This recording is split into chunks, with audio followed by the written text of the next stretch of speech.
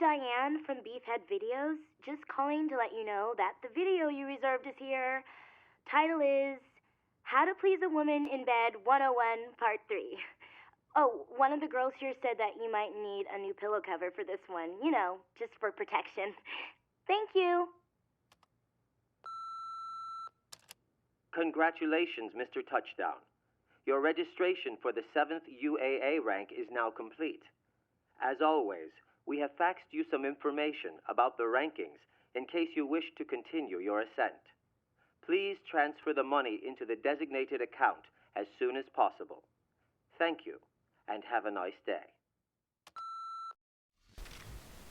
Jesus Christ, Travis, you are a dirty, dirty boy. Oy. You know, part of me is thankful Sylvia hasn't slept with you yet, because yowzas, man, you need to clean up your act in more ways than one. Anyway, welcome back, Amiibros, to No More Heroes. In the last episode, we dealt with Destroy Man in a pretty spectacular fashion, before he could kill us with his Nipples of Doom! Travis actually managed to keep his gullibility in check and kept his guard up, ending Destroy Man's reign as the 7th ranked assassin.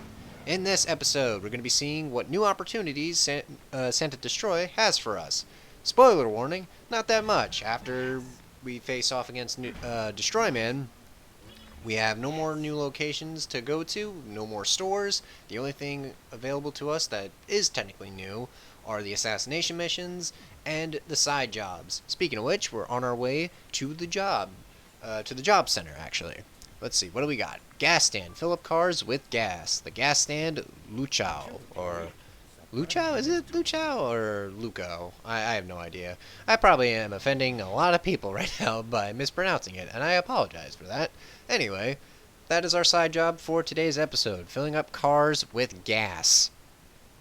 Yeah, I remember as a kid, whenever I was taken to gas stations, people did actually fill up the gas for your cars. That always seemed weird to me. It's like, you know, why not just have the person coming in or pulling in fill up their own car with gas? You know, I mean, they are paying for it. And heaven forbid the person filling up the car with gas, they screw up. They end up putting in more money than the customer bargained for. You got an angry customer on your hands. You know, I don't know. It just always seemed weird to me.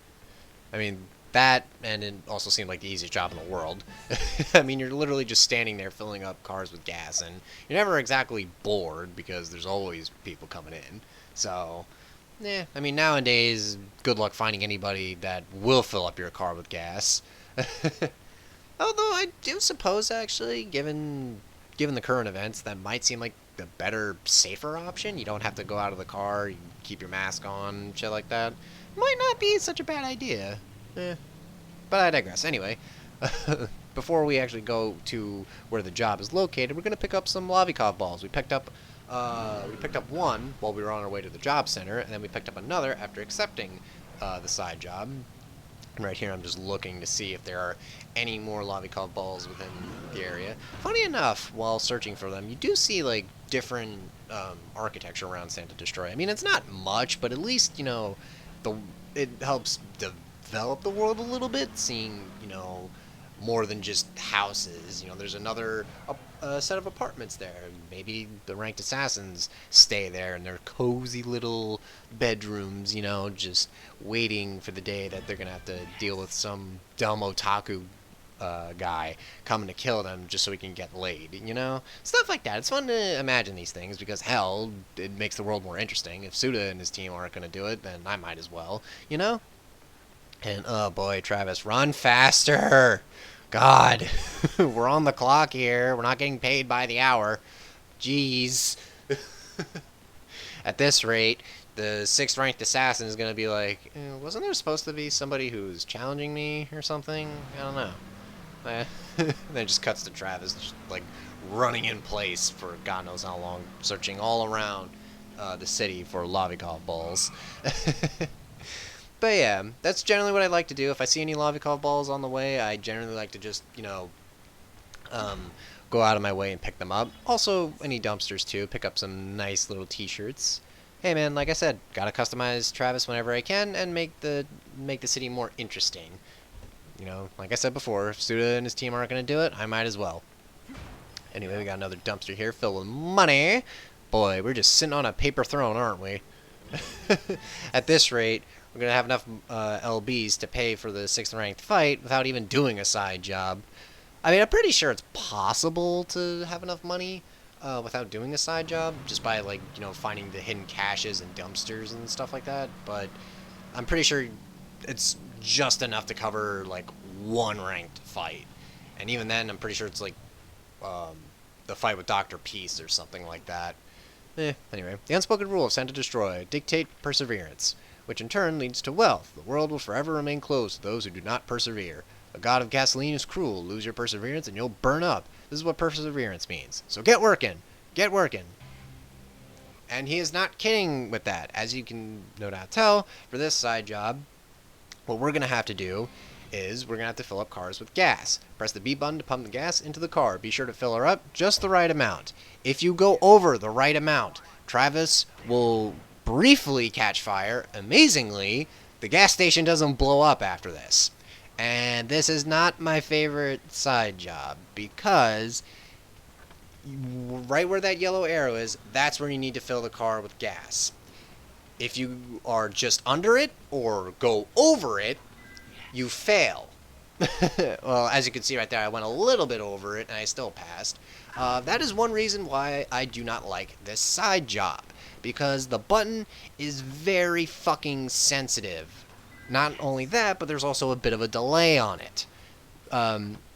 Where if you hold the B button, the moment you let go, it'll act like the gas is carrying a fuck ton of momentum, and it won't stop for some reason. I guess Travis, you know, has a lost in space moment, or like he, you know, just blinks out for a minute and he forgets, like, oh, wait a minute, I'm supposed to let go of the pump or something like that, and the meter will still keep going up and up and up, and you can unintentionally light yourself on fire, or out of fear of not wanting that to happen, you can just underperform and you miss your chance to fill up as many cars with gas as possible. The amount of money you receive is determined by the amount of cars you fill up. And luckily, despite me having a bit of a shaky start, at the beginning of this side job, I actually managed to fill up 8 cars with gas in less than under a minute, which is, under 2 minutes, actually. So that's pretty good. But yeah, as you can see, I have a little bit of trouble with the cars that have the arrows at the tippy top. Those cars can go fuck themselves, okay? Like, seriously, I hate those cars because the arrows are randomized. They're never in, like, a set pattern where the more cars you fill up, the tougher the arrows get, whereas, you know, the less cars you filled up with gas, the easier it is to fill them up. You know? So, it's just, this side job I really don't like. I'm only showing it off for the sake of the Let's Play. After that, I do not touch this at all. In fact, rarely do I ever go back to the side jobs. Again, they're not my favorite part of the game. I can appreciate why they're there, but ultimately, I could have done without them. You know, at least the way they're done in this game specifically. No More Heroes 2 does them a bit better in my overall opinion. But like I said, I'm going to save that for when we get to No More Heroes 2. And surprisingly, I've managed to fill up 14 cars. Holy shit. This is really good. 15 cars! Awesome!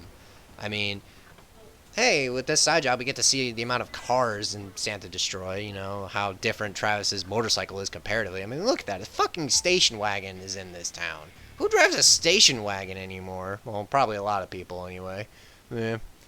I mean, for a while, actually, like, when I was a teenager, I kind of figured, like, if I ever did get a car, it'd probably be a station wagon, just because I'd like to hold as much shit as possible in my car.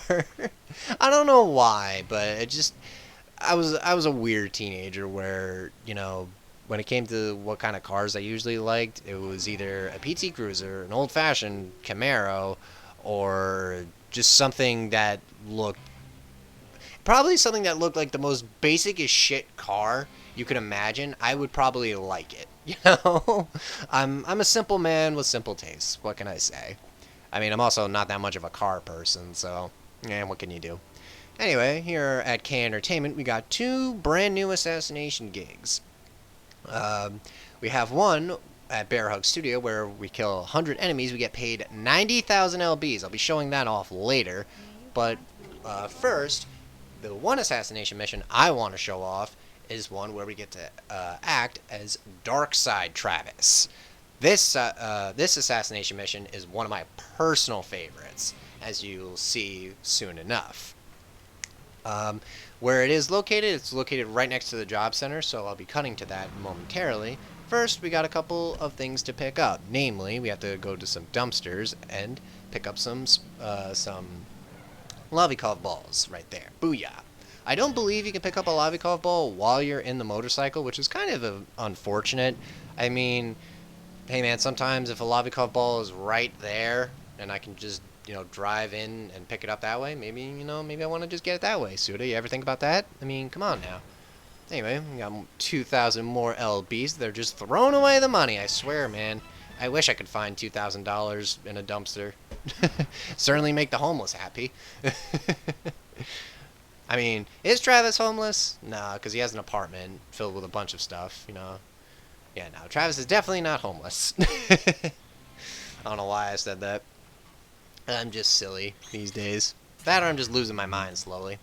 Anyway, let's begin this assassination mission. I don't know why Travis did this scene where he's just like, alright, I'm going to activate my beam katana and it's going to, it's going to be just how it usually is. Except it's not. Dark side mode, suckers! Run away, even though it's futile. Where you going, you wuss? I'm about to split you in half as I impale you. I'm just gonna push you to the floor like a fucking bully. Look at that. You can't run away from me. Spawn right in my direction, fools. You ever see Rogue One? Let me show you how it ends. Booyah! Though I don't recall Darth Vader splitting any rebel in half, he definitely impaled Borsap. I mean, he technically did split a rebel in half. I mean, that one scene where he just lifts a rebel up to the ceiling and just slices away at his center. You don't see the rebel like fall apart. You just see him like with like a cut around his center. So I don't think that counts. Just saying. I know it sounds very fucking morbid, but look at what Travis is doing, man. He's just killing them all. He's a one-man army right now. I mean, it definitely makes you appreciate Darkside Travis being invincible and stuff. I mean, my only real gripe with this assassination mission is that sometimes when the mooks bleed a whole bunch, the blood can actually obscure the button inputs. And granted, when you're supposed to input the correct button input, Travis, is just there waiting. He only wastes time if you press the wrong button. But I mean, other than that, you also have another time limit on the top, so you can't really afford to waste any time with that one. But you still get the gold regardless. So yeah. I think in order to get the gold for that one, you have to kill at least 20 mooks, which, that's not that bad. Very easy to do. But back at Gold Town, we collected enough Lavikov balls after hearing that sexy, sexy jingle to learn a brand new technique. Yeah, I don't know how a jingle could be sexy, but it is what it is. But looking at the bottom, we see what these memories do. The memory of a child allows a dash to be performed by pressing the B button. Again, if you're playing the Switch version, that's the button you use. And yes, we want to learn that technique as soon as possible. God damn, I've heard of, hardcore training, but Jesus. You kicked his ass, old man. God. Anyway, with that, we can now finally dash when we're not in the middle of combat. Thank fuck Travis can move a bit faster. Oy. But the next technique we want to pick up is the memory of tattoo, which allows us to earn bonuses based on how many mooks we have killed. I'll be sure to go over that in just a bit.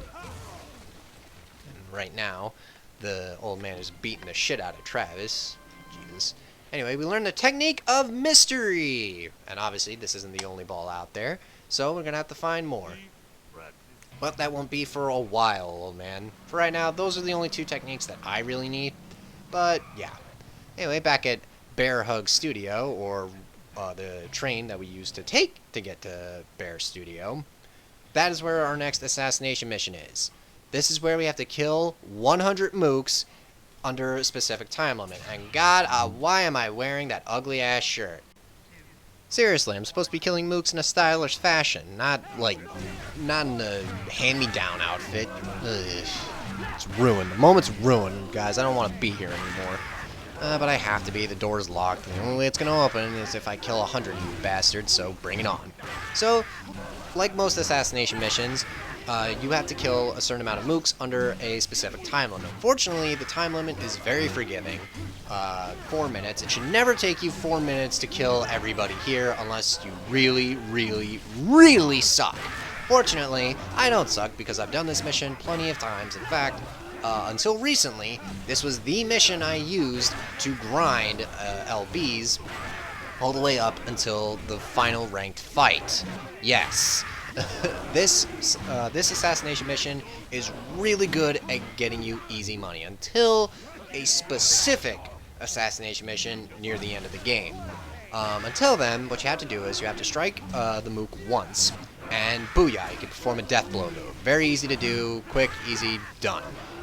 You can do this with the Tsubaki Mark 1, though this assassination mission gets a lot more fun the better beam katanas you get. Once you get the Tsubaki Mark 2 and Mark 3, that's when this assassination mission becomes super duper fun. Because, like I mentioned before when we went to go face off against Shinobu, the Tsubaki Mark 1 still suffers from the same problem that the Bloodberry had, where it can't break through guards. And that's only a problem with beam katana mooks. And guess who's here? Yep, beam katana mooks. Here to fuck up your day and your good time. Ugh, damn you. Anyway, and unlike the other mooks in this warehouse, the beam katana mooks take 2 death blows to kill, because, well, at least with the Tsubaki Mark 1, because fuck you, that's why. Not too bad. As you can see on the left side of the screen, there's a number followed by the word chain. That is the brand new technique that we picked up at Gold Town.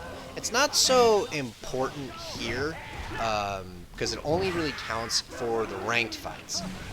Previously, when we finished a ranked fight, at the bottom of the results screen, you saw a part of it that just said question mark, question mark, question mark. That is meant to be filled out by our new technique.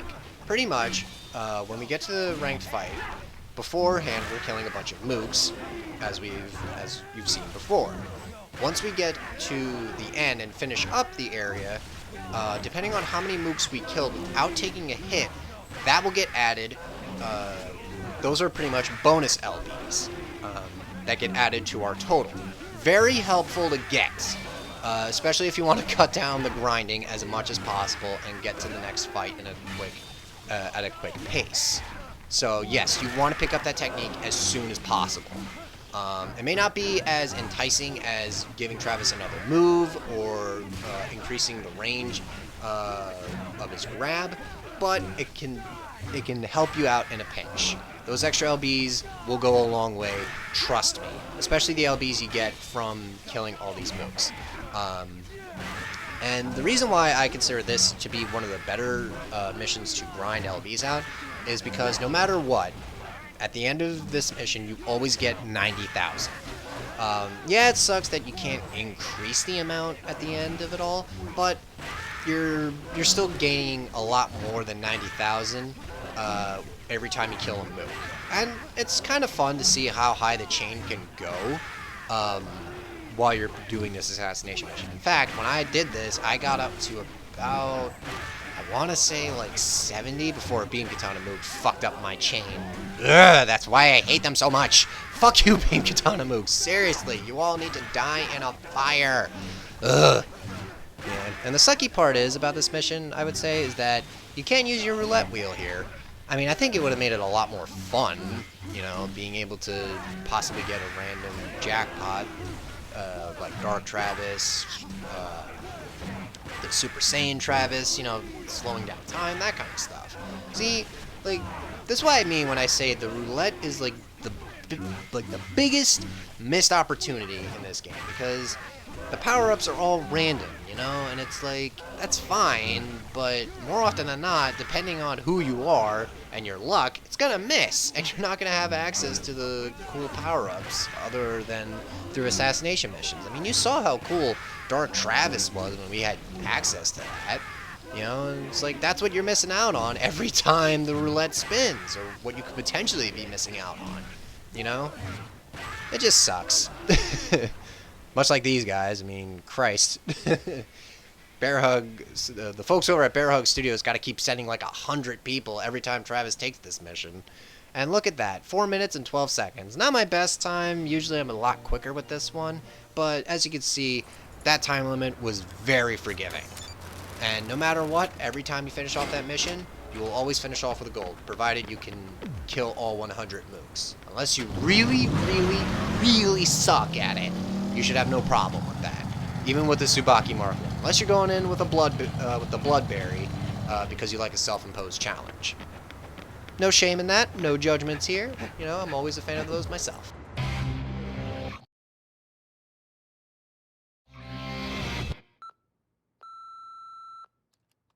Travis, hello? I am at the beach. Are you coming? Not like I am waiting for you or anything. Unfortunately, Sylvia, you're gonna have to wait just a bit longer. Especially since this is a episode coming out on Friday, and the next episode won't be until Monday. Speaking of which, let's stock up in the fridge before we head out for our next ranked fight, which will be on Monday's episode. Next time on No More Heroes, we head to the beach. See you guys then.